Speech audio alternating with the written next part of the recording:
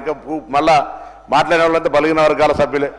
మనం ఊకే దీనికి అంశం కొట్లాడుకునేది కాక రేపు ఇప్పుడున్న శాసనసభ్యుల సంఖ్య పెరగాలంటే కేంద్రమే చేయాలి కదా. మళ్ళీ స్థానిక సంస్థలు రావడానికి సంబంధించి మీరు అన్నారు వార్డు మెంబర్ల కోసం. అరే షురువాద్ ఎక్కడ ఒక కథం పడితే కదా 100 కథాలు జరిగేది. అందుకే నేను మరొకసారి గౌరవ సభ్యుని మీ ద్వారా విజ్ఞప్తి చేస్తున్న అధ్యక్ష, ఈ దీనికిపై పరిమితమై ఒక్క గొంతుగా కేంద్రం ఓహో వీళ్ళంతా శాసనసభలో తమిళనాడు లాగా వీళ్ళు కూడా తెలంగాణ జై తెలంగాణ ఐక్యమైనరు అనేటువంటి నినాదం వచ్చే విధంగా స్ఫూర్తినిచ్చి స్పిరిట్ ఆఫ్ ఈ యొక్క సాధన కొరకు సంబంధించి రావాలని నేను మరొకసారి గౌరవ సభ్యుని ఇతర వక్తలందరూ కూడా మీ ద్వారా విజ్ఞప్తి చేస్తున్నాను అధ్యక్ష. కన్క్లూడ్ చేయండి శంకర్ గారు. సార్ మా పార్టీ నేను ఒక్కడే ఉన్నా, ఇద్దరికి అన్నారు, నేను ఒక్కడే మాట్లాడుతున్నా. ఇప్పుడే మొదలైంది అధ్యక్ష నేనేమంటున్నానంటే మా బాధ చెప్పేటటువంటి ప్రయత్నం చేస్తున్నా. మేము ఏ రకంగా వెనుకబాటుతనం ఉన్నది, ప్రభుత్వం ఏ రకంగా సాయం చేయాలనే విషయం చెప్పే ప్రయత్నం చేస్తున్నాం. అధ్యక్ష, రాజకీయ పార్టీల విధానం ఒక్కసారి ఉదాహరణ చెప్తా. అధ్యక్ష ఈ రాష్ట్రంలో ఒక ఇల్లు ఉన్నది. ఆ ఇంట్లో 22 ఓట్లున్నాయి, కానీ 5 పదవులు ఉన్నాయి. 22 ఓట్లున్నాయి ఇంట్లో, కానీ 5 పదవులు ఉన్నాయి. 3 ఎమ్మెల్యేలు, 1 ఎమ్మెల్సీ, 1 ఎంపీ. అధ్యక్ష ఇంకోటి నల్గొండ జిల్లాలో ఒక ఇల్లున్నది. ఆ ఇంట్లో 11 ఓట్లున్నాయి, 2 ఎమ్మెల్యేలు ఉంటారు. ఆ నల్గొండ జిల్లాలో ఇంకో ఇల్లున్నది, 13 ఓట్లున్నాయి. ఆ ఇంట్లోనే 1 ఎమ్మెల్యే, 1 ఎంపీ ఉంటాడు. కానీ 2 కోట్ల పైబడి జనాభా తెలంగాణలో ఉంటే ఈ సభలో 19 మంది ఎమ్మెల్యేలు మాత్రమే ఉన్నారంటే అన్ని రాజకీయ పార్టీలు ఒకసారి ఆలోచించవలసిందిగా నేను సవినయంగా విజ్ఞప్తి చేస్తున్నా అధ్యక్ష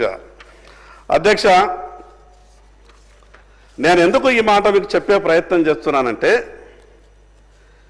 మాకేమన్నా ఎవరన్నా వచ్చి చేస్తామన్నప్పుడు కొంత ఆశ అనిపిస్తుంది అధ్యక్ష.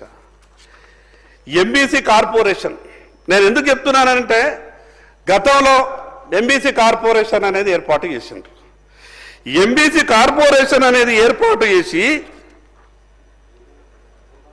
6,23,000 కోట్ల రూపాయలు ఖర్చు చేసి కేటాయింపులు చేస్తే 319 కోట్లు 2014 నుంచి 2024 వరకు 10 నుంచి 11 అంటే 10 సంవత్సరాలు ఇంత జనాభా ఉన్నటువంటి బీసీలకు కేవలం 10 సంవత్సరాలలో 6,000 కోట్ల రూపాయలు కేటాయించి 300 కోట్ల రూపాయలు మాత్రమే ఖర్చు చేస్తే మేము ఎట్లా అభివృద్ధి చెందుతాం?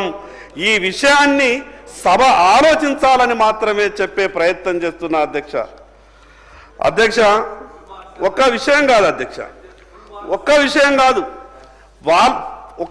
కాదు మాకు బీసీల ఆత్మ గౌరవ భవనాలు వచ్చినాయి. ఎంత నిర్లక్ష్యం అంటే ఇది అసలు అంతే లేదు మాకు ఎట్లా వచ్చినాయో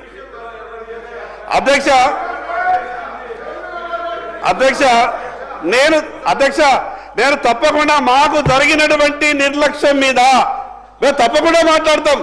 మాకు ఎవరనేది సంబంధం లేదు, ఏ పార్టీ అనేది సంబంధం లేదు. బీసీలకు జరిగినటువంటి అన్యాయం మీద గౌరవ సభ్యుని ఆవేదన నాకు కూడా ఉంది అధ్యక్ష.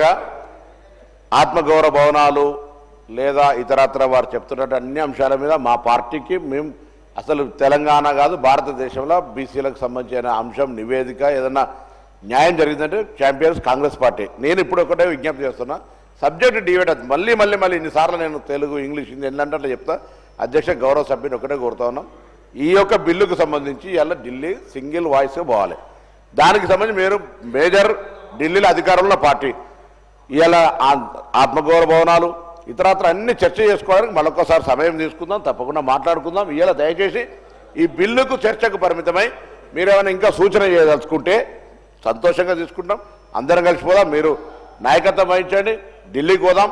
అంతేగాని దీనికి సంబంధించి వేరే డీవియేషన్స్ వద్దని మరొకసారి, ఎందుకంటే ఇంకా గౌరవ సభ్యులందరూ కూడా చాలామంది మీరు మీ యొక్క పెద్ద మనసుతో అందరు బలహీన వర్గాల ఎమ్మెల్యేలు మాట్లాడాలని నిర్ణయం తీసుకున్నప్పుడు దానికి సంబంధించి వారు దయచేసి కొంత డీవియేషన్ కాకుండా ఉండమని చెప్పమని కోరుతా ఉన్నాను అధ్యక్ష. నేను ఎక్కడ కూడా గౌరవ మంత్రి గారికి విజ్ఞప్తి చేస్తున్న మీ ద్వారా నేను డీవియేట్ అయ్యే ప్రయత్నం అంటే ఈ బిల్లు ఉద్దేశం ఏంటి అంటే భవిష్యత్తులో బీసీలకు మంచి జరగాలన్నది ఉద్దేశం. గతంలో ఏ రకంగా ఇబ్బంది అయింది, గతంలో జరిగినటువంటి నష్టాలేమి, ఇవన్నీ కూడా సభ దృష్టికి తీసుకొచ్చేటటువంటి ప్రయత్నం చేస్తున్నా. అంటే మేము కేవలం బిల్లు పెట్టేసి వాళ్ళు కూడా కార్పొరేషన్లు ఇచ్చారు కదా అధ్యక్ష, వాళ్ళేం తక్కువ ఇచ్చారా కార్పొరేషన్లు, ఒక్కొక్క కులంకు ఒక్కొక్క కార్పొరేషన్లు ఇచ్చారు. వీళ్ళు వచ్చిన తర్వాత వీళ్ళు కూడా కార్పొరేషన్లు ఇచ్చారు కదా అధ్యక్ష. నా ఆవేదన ఏంటి అంటే కాగితాల మీద కార్పొరేషన్లు సృష్టించినంత మాత్రాన మా బతుకులు మారాయి. కాగితాల మీద కార్పొరేషన్లు ఇచ్చడం కాదు, దాన్ని క్షేత్రస్థాయిలో అమలు జరగాలన్నదే నేను చెప్పే ప్రయత్నం చేస్తున్నా అధ్యక్ష. టిఆర్ఎస్ పార్టీ వాళ్ళని కానీ కాంగ్రెస్ పార్టీ వాళ్ళని కానీ నేనేమి వాళ్ళని నొప్పించే మాటలు మాట్లాడతలేను. ఈ సభలో మా ఆవేదన మా బాధ కూడా చెప్పుకునేటటువంటి పరిస్థితి లేకుంటే దాన్ని సహనంతో వినాల. ఒక మాట అంటే కాంగ్రెస్ పార్టీ లేవడం, ఇంకో మాట అంటే ఎక్కడ నుండి టిఆర్ఎస్ పార్టీ మాట్లాడితే మా ఆవేదనని చెప్పుకునేటటువంటి పరిస్థితి కూడా